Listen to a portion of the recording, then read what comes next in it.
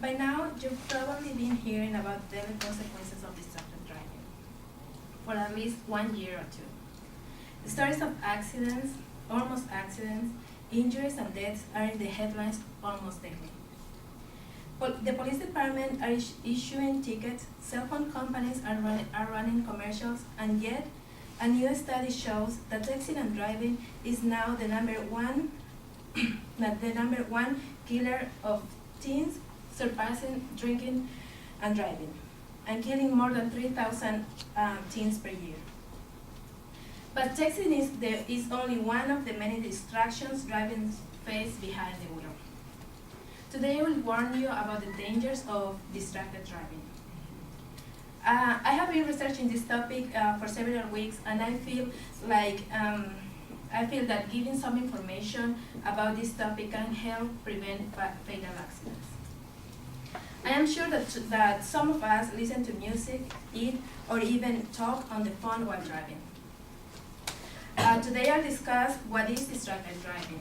I will also share some powerfully persuasive statistics about distracted driving, and then I will suggest you some tips to avoid distracted driving.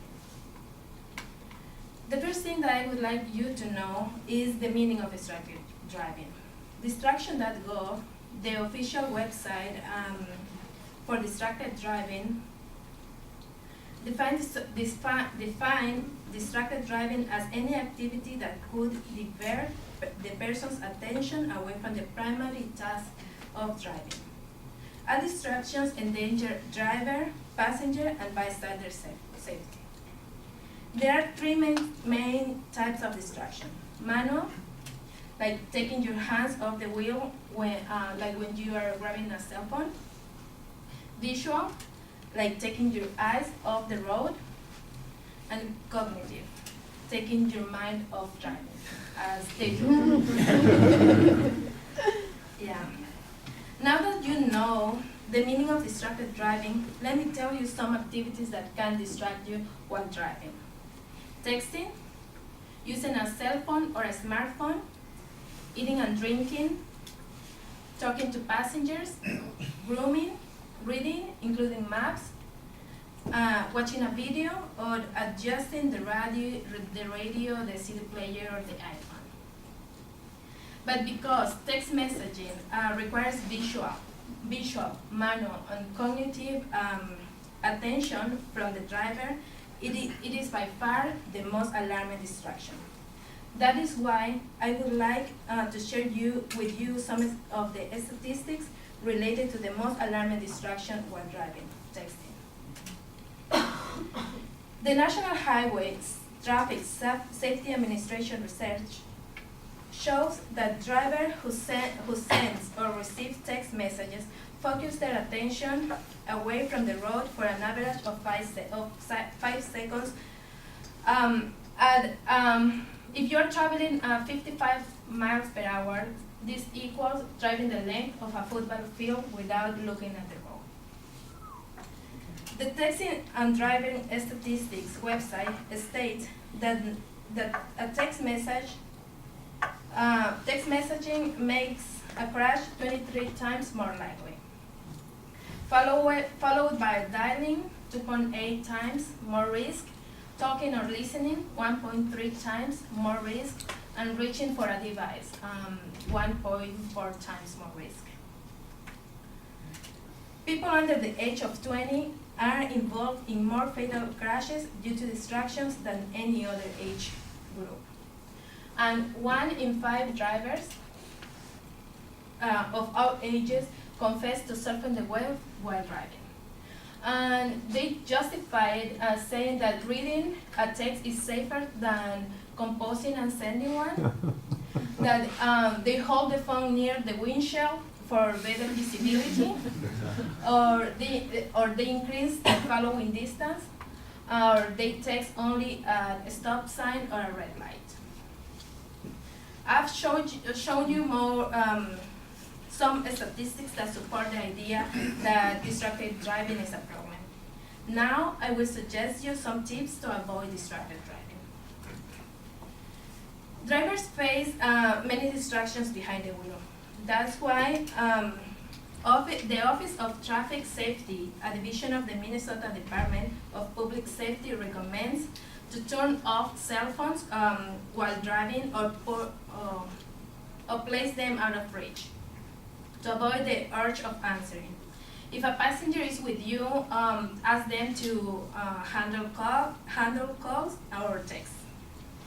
About music and other controls, you can pre-program favorite radio stations for easy access and arrange the music in your iPod or CD player or MP3 players in an easy to access spot. To adjust the mirrors and air conditioner or heat before traveling, or as a passenger to assist you. About the navigation systems, designate a passenger to serve you as a co-pilot or help with directions. If driving alone, map out destinations in advance and pull over to study a map. About children, teach children the importance of good behavior in a vehicle. Do not underestimate how distracting it can be to tend to children while driving.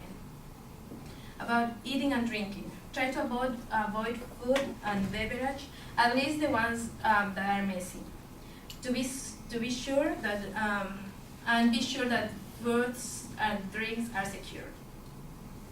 Today I have talked to you about what is distracted driving, some of the statistics, consequences of distracted driving in the US, and I recommended you some tips to avoid distracted driving. If you don't think already that distracted driving is a safety problem, please take a moment and learn, and share this with your family. Thank you.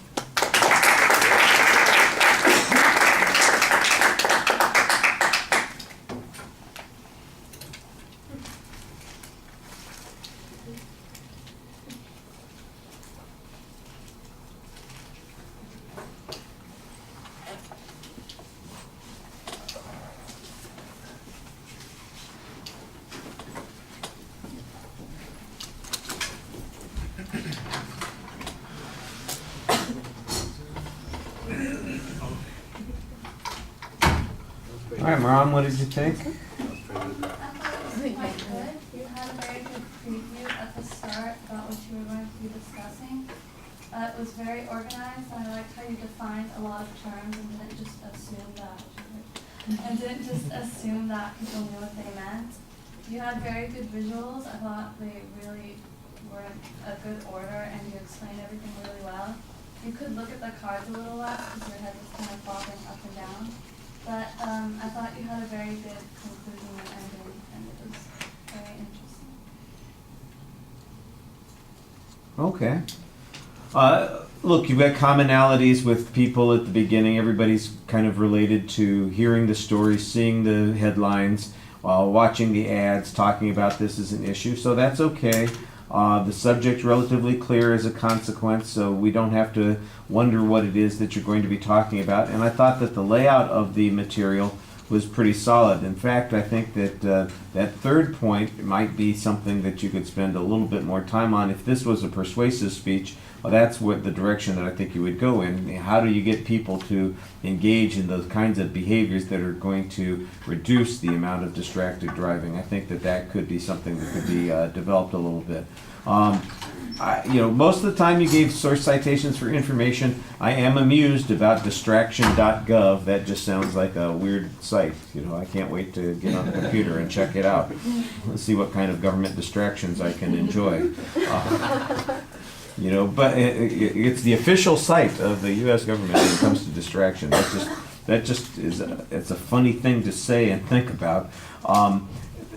The issue of texting, I thought you illustrated pretty well with that first visual that talks about the different ways in which there's distraction. You've got the mental distraction, and you've got the manual distraction, and you showed how texting does all three of those kinds of distractions. I thought that that was pretty effective. I kind of thought maybe you would come back to that when you were talking about some of the other kinds of distractions, and when you were talking about that third step what to do to avoid those distractions, because it seems like that's a natural, but it wasn't heavily emphasized after that particular point. I thought you did a good job integrating a nice variety of visual images into the presentation.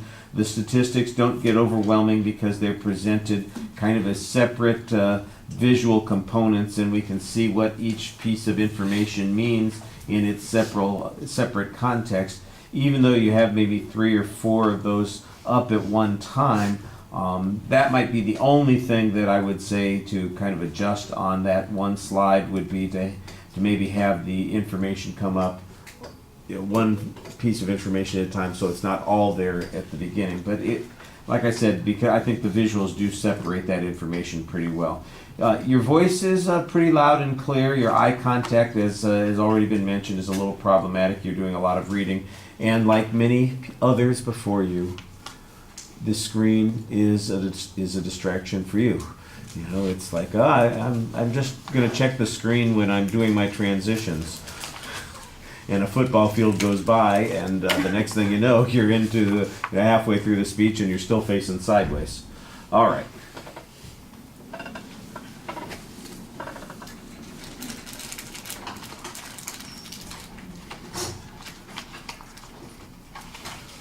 So I guess we're gonna have Martin next. He's already setting up.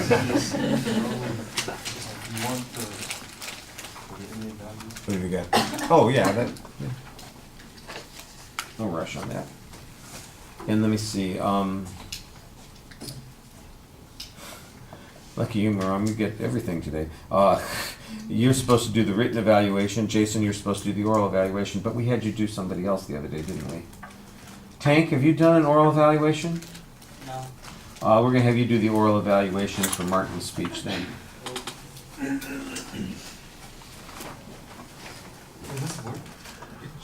It should. You might look at the screen and test it first, you know. Is it working? And then just maybe scroll back with the cursor. There you go. All right.